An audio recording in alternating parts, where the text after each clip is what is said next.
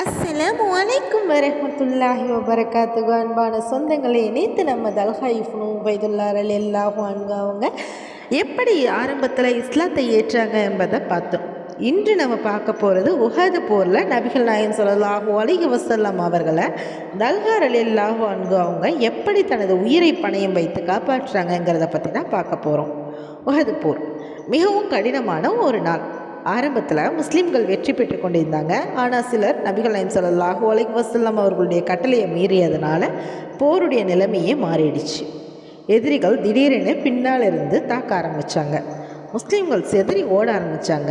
அந்த குழப்பத்தில் நபிகள் நாயகம் ஸல்லல்லாஹு அலைஹி வஸல்லம் அவங்க கொல்லப்பட்டு விட்டார்கள் என்ற செய்தி பரவ ஆரம்பிச்சிச்சு.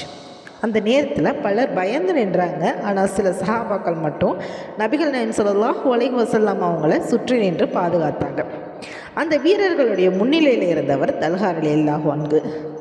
எதிரிகள் அம்புகளை எய்ந்தாங்க, வாளால் தாக்கினாங்க. ஆனால் தல்ஹா ரலியல்லாஹு அவங்க தனது உடலை நபிகள் நாயகம் ஸல்லல்லாஹு அலைஹி வஸல்லம் அவங்களுக்கு கவசமாக வைச்சாங்க.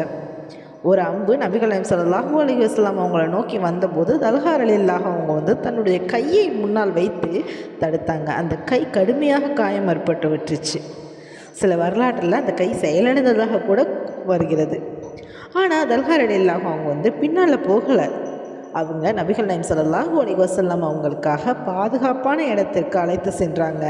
அவங்களுக்கு உடம்பு முழுவதும் காயம், ரத்தம் இருந்தாலும் நபிகள் நாயகம் ஸல்லல்லாஹு அலைஹி வஸல்லம் அவங்களை மட்டும் காப்பாற்ற வேண்டும் என்பது தான் அவருடைய எண்ணமாக இருந்துச்சு.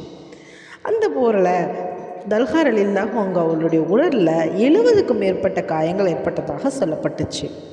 அப்போது நபிகள் நாயகம் ஸல்லல்லாஹு அலைஹி வஸல்லம் தல்ஹா ரலியல்லாஹு அவங்களை பற்றி பார்த்து சொல்கிறாங்க, தல்ஹா சொர்க்கத்தை பெற்றார் அப்படின்னு சொல்கிறாங்க.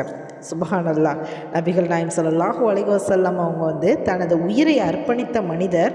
இதனால் தான் பின்னாளில் நபிகள் நாயகம் ஸல்லல்லாஹு அலைஹி வஸல்லம் அவங்க உயிரோடு நடக்கும் ஷஹீதை பார்க்க விரும்பினால் தல்ஹாவை பாருங்கள் என்று கூறினாங்க.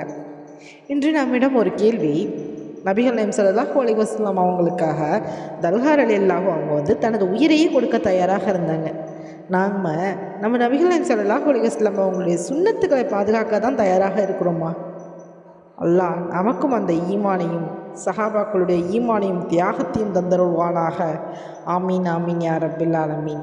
இந்த மாதிரி இதயத்தை உழுக்கும் இஸ்லாமிய வரலாற்று பயணங்களை தொடர்ந்து பார்க்க நம்ம சேனலை சப்ஸ்கிரைப் பண்ணுங்கள். இந்த வீடியோ உங்களுக்கு பிடிச்சிருந்துச்சுன்னா லைக் பண்ணுங்கள், மற்றவர்களுக்கு ஷேர் பண்ணுங்கள். இந்த கருத்துக்களை கமெண்ட்டில் தெரிவிங்க. இன்ஷா அல்லாஹ் அடுத்த வீடியோவில் தல்ஹா ரலியல்லாஹு அன்ஹு அவர்களுடைய அளவில்லா தான தர்மம் மற்றும் சொர்க்கம் வாக்களிக்கப்பட்ட சம்பவத்தை பற்றி பார்க்க